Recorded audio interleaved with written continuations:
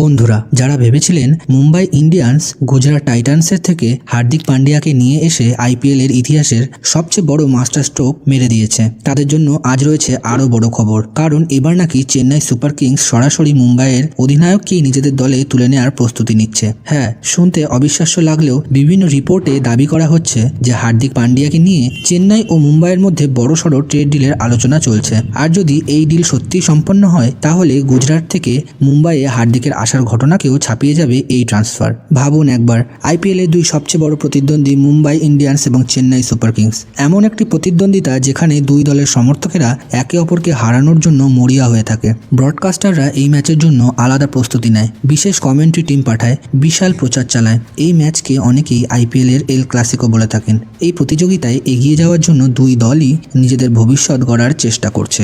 মুম্বাই ভবিষ্যতের দল তৈরির নামে রোহিত শর্মার কাছ থেকে অধিনায়কত্ব কেড়ে নিয়ে হার্দিক পান্ডিয়ার হাতে তুলে দেয়। অন্যদিকে চেন্নাইও ধোনির উত্তরসূরি খুঁজতে গিয়ে একাধিক পরীক্ষা নিরীক্ষা করেছে, কখনো রবীন্দ্র জাদেজা, কখনো ঋতুরাজ গায়কোয়াড়, কিন্তু ধোনির মতো প্রভাবশালী নেতা এখনও তারা খুঁজে পায়নি। ফলস্বরূপ দলগত ভারসাম্য এবং নেতৃত্বের সমস্যার সমাধান করতে চেন্নাই এবার বড় বাজি ধরতে চাইছে, আর সেই বাজির নাম হার্দিক পান্ডিয়া। বিভিন্ন সংবাদ মাধ্যমের দাবি, হার্দিককে নিয়ে দুই ফ্র্যাঞ্চাইজির মধ্যে একাধিক স্তরে আলোচনা চলছে। বলা হচ্ছে মুম্বাইয়ের পক্ষ থেকে হার্দিকের বিনিময়ে চাওয়া হয়েছে শিবম দুবে ও আয়ুষ মাত্রেকে এবং অতিরিক্ত অর্থ।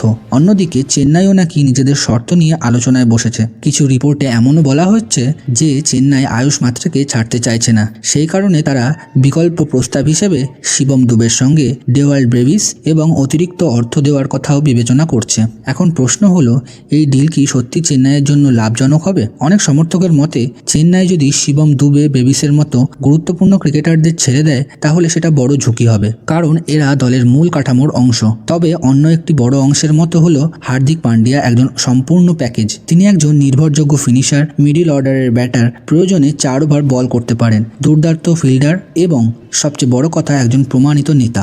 ভারতীয় ক্রিকেটে এমন অলরাউন্ডার খুব কমই রয়েছে যারা একই সঙ্গে ব্যাট, বল এবং নেতৃত্ব 3 বিভাগেই দলকে শক্তিশালী করতে পারে। ফলে হার্দিককে দলে নেওয়া মানে বিদেশি খেলোয়াড়ের ওপর নির্ভরতা কমে যাওয়া। যদি শুধুমাত্র আইপিএল 2026-এর পারফরমেন্স বিচার করা হয়, তাহলে অবশ্য শিবম দুবে অনেক ক্ষেত্রেই হার্দিকের চেয়ে ভালো ছিলেন। হার্দিকের জন্য গত মরশুমটি মোটেও ভালো ছিল না। ব্যাটিং, বোলিং এবং নেতৃত্ব 3 ক্ষেত্রেই তিনি ধারাবাহিকতা দেখাতে পারেননি। কিন্তু চেন্নাইয়ের টিম ম্যানেজমেন্ট হয়তো মনে করছে মুম্বাইয়ের ড্রেসিং রুমের চাপে এবং পরিস্থিতির কারণে হার্দিক নিজের সেরাটা দিতে পারেননি। আর যদি তিনি চেন্নাইয়ের মতো শান্ত ও স্থিতিশীল পরিবেশ পান, তাহলে আবারও নিজের পুরনো ফর্মে ফিরতে পারেন। ব্যক্তিগতভাবে আমার মনে হয়, যদি এই ডিলের অংশ হিসেবে চেন্নাইকে আয়ুষ মাত্রাকে ছাড়তে না হয়, তাহলে তারা এই ট্রেড নিয়ে সিরিয়াসলি ভাবতেই পারে, কারণ তাদের কাছে ইতিমধ্যে ঋতুরাজ গায়কোয়াড়, সঞ্জু এবং আরও বেশ কয়েকজন টপ অর্ডার ব্যাটার রয়েছে। অন্যদিকে ব্রেভিস এবং হার্দিকের কম্বিনেশন মিডল অর্ডারে বিস্ফোরক শক্তি যোগ করতে পারে। তবে শীর্ষ সিদ্ধান্ত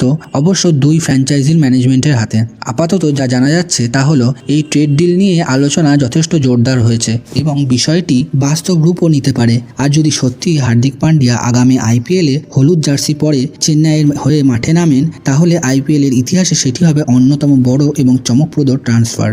একবার কল্পনা করুন, গত মরশুমে যিনি মুম্বাইয়ের অধিনায়ক ছিলেন, পরের মরশুমেই তিনি মুম্বাইয়ের বিপক্ষে চেন্নাইয়ের জার্সি পরে খেলছেন। এটাই হলো ক্রিকেটের আসল নাটক, এটাই আইপিএলের আসল রোমাঞ্চ, আর এক কথায় বললে এটাই অ্যাবসলিউট সিনেমা। আপনাদের কি মনে হয়, হার্দিক পান্ডিয়াকে দলে নিতে চেন্নাইয়ের এত বড় ঝুঁকি নেওয়া উচিত কিনা? আপনি যদি চেন্নাই অথবা মুম্বাইয়ের সমর্থক হয়ে থাকেন, তাহলে অবশ্যই কমেন্টে নিজের মতামত জানান। ভিডিওটি ভালো লাগলে লাইক করুন, বন্ধুদের সঙ্গে শেয়ার করুন এবং চ্যানেলটি সাবস্ক্রাইব করতে ভুলবেন না।